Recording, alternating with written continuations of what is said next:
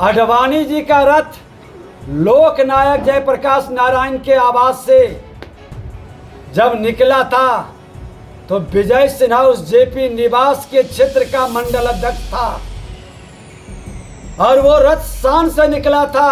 आप रोक लीजिए रथ को, आप भी वहीं जाने वाले हैं, नहीं बचा पाएगा। चचा भतीजा का जो हाल है वो बड़ी बेहाल है। नमस्कार, आप देख रहे न्यूज फॉर नेशन और मैं स्वाति पांडे आपके साथ।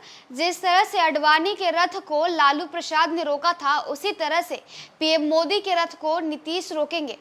जैसे ही ये बयान तेजस्वी यादव की तरफ से दी जाती है, वैसे ही बिहार की राजनीति गर्मा जाती है। अब बताएं कि इस बयान पर प्रतिक्रिया देते हुए बिहार विधानसभा के नेता प्रतिपक्ष विजय सिन्हा ने तेजस्वी यादव पर जोरदार निशाना साधा है। बता दें कि विजय सिन्हा खगड़िया पहुंचते हैं, जहां उनसे जब पूछा जाता है कि तेजस्वी यादव ने बयान दिया है कि जिस तरह से लालू प्रसाद यादव ने आडवाणी का रथ रोका था, उसी तरह पीएम मोदी का रथ रोकने के लिए नीतीश तैयार है। जिस पर विजय सिन्हा कहते हैं कि जब आडवाणी की रथ निकली थी तब मैं भी था वहां और बड़े ही शानो शौकत से आडवाणी की रथ निकली थी, और उसी तरह जैसे 1990 में आडवाणी की रथ निकली थी, उसी तरह इस बार पीएम मोदी की रथ निकलेगी और इसे रोकने के लिए किसी में दम तक नहीं है। और तेजस्वी यादव आधा अधूरा बात जानते हैं और लोगों के सामने भाषण देते हैं। अरे जाइए, पहले पढ़िए, पहले जानिए, फिर कुछ कहिएगा।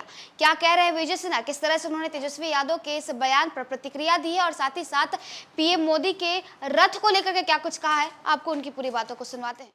तेजस्वी जी सोने के चम्मच लेकर जन्म लिए हैं, आधी अधूरी कहानी सुने हैं। आडवाणी जी का रथ लोकनायक जयप्रकाश नारायण के आवास से जब निकला था तो विजय सिन्हा उस जेपी निवास के क्षेत्र का मंडल अध्यक्ष था और वो रथ शान से निकला था। जातीय जहर के लहर के कहर से देश को प्रभावित कर रहे थे। इन्होंने राम राज्य की स्थापना के लिए देश को एकजुट किए थे, लेकिन रावण की मानसिकता के लोग जो अराजकता को पसंद करते थे, सरदे माननीय अटल बिहारी लाल कृष्ण आडवाणी जी के रथ को रोका। परिणाम क्या हुआ? दिल्ली भी गया, केंद्र से सरकार चली गई और बिहार में आपके पिताजी जेल में चले गए। भ्रष्टाचारियों की दुर्दशा की कहानी उसी दिन से शुरू हो गई। आप रोक लीजिए रथ को, आप भी वहीं जाने वाले हैं, नहीं बचा पाएगा। चचा भतीजा का जो हाल है वो बड़ी बेहाल है। अरे राजनीति स्वतंत्रता और पवित्रता से करनी चाहिए। बदले की भाव से राजनीति करने वाले मिट्टी में मिल जाते हैं, जनता उसको कभी माफ नहीं करती है। जयप्रकाश नारायण बेदाग थे, चरित्रवान थे, चरित्र की राजनीति करते थे, चतुराई की राजनीति नहीं करते थे, सिद्धांत विहीन राजनीति नहीं करते थे। सत्ता के लिए पलटू राम पलटी मारने वाला नहीं थे। जिस बात के लिए अडिग रहते थे, लोग उन पर विश्वास करता था। नीतीश कुमार जी अपने सिद्धांत विहीन राजनीति करके सत्ता के लिए कई बार पलटी मार चुके हैं। लोग इन पर विश्वास नहीं करता, इसलिए ये कभी सफल नहीं होंगे। नीतीश कुमार के चरित्र पर आप सवाल खड़ा कर रहे हैं।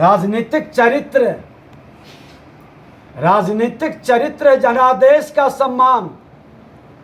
जनादेश राजद के साथ मिला था तो चरित्र की राजनीति उसके साथ रहने की थी, लेकिन अपनी सुविधा के लिए चतुराई की राजनीति करके बीजेपी को भी भरमाए कि ये फिर भ्रष्टाचारी अपने नेचर सिग्नेचर पर चला गया। एक बार मौका दीजिए बिहार में शासन करने का, और भाजपा ने चाणक्य बनकर इनको चंद्रगुप्त बनाया। दोबारा फिर जब भ्रष्टाचार और अपराध मुक्त शासन के लिए हम लोग ने दबाव डाला तो ये चरित्र की राजनीति को छोड़ के चतुराई की राजनीति करके जनादेश का अपमान किए और फिर पलटी राम बन गए। इसीलिए इनके चाल व्यवहार और इनके कार्य पर लोगों को विश्वास नहीं।